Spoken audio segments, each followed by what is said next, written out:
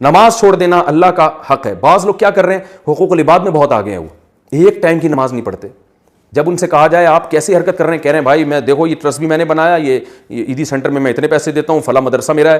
او بھائی, جس اللہ نے صدقات و خیرات کا حکم دیا اس نے سب سے زیادہ حکم نماز کا دیا ہے. سب سے پہلے سوال نماز کے بارے میں ہوگا, یہ ٹرسٹوں کے بارے میں اور بیوہ کی خدمت کے بارے میں بعد میں سوال ہوگا.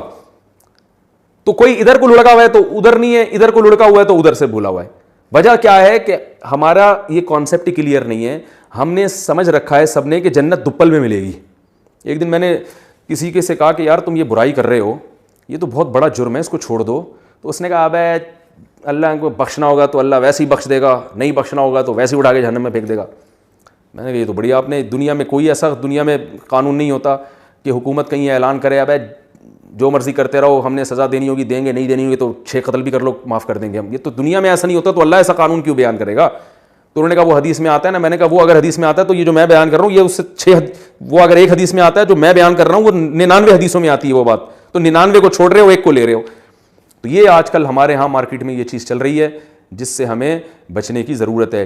تو اللہ نے جو اصول بیان کر دیا, وَذَرُوا ظَاهِرَ الْإِثْمِ وَبَاطِنَهُ, سارے گناہوں کو چھوڑنا پڑے گا. تو ابھی رمضان آنے والا ہے, اس سے پہلے اپنی ایک لسٹ تیار کریں. یار والدین کے معاملے میں میرا سلوک, بیوی بچوں کے معاملے میں میرے حرکتیں, اور تنہائی میں کیا کرتا ہوں, بری فلمیں تو نہیں دیکھتا, اور بد نظری تو نہیں کرتا, نماز میں سستی تو نہیں کرتا, اور جو ہے جتنے بھی گناہ ہیں, کہیں میں نے مالی لین دین میں گڑبڑ تو نہیں ہے, کسی کے پیسے میرے ذمے ہوں جو نہ دیے ہوں, یا اگر میں مر جاتا ہوں تو کسی کو کیا پتہ میں نے کس کے پیسے لیے, میں کوئی وصیت نامہ میں نے لکھا ہوا ہے.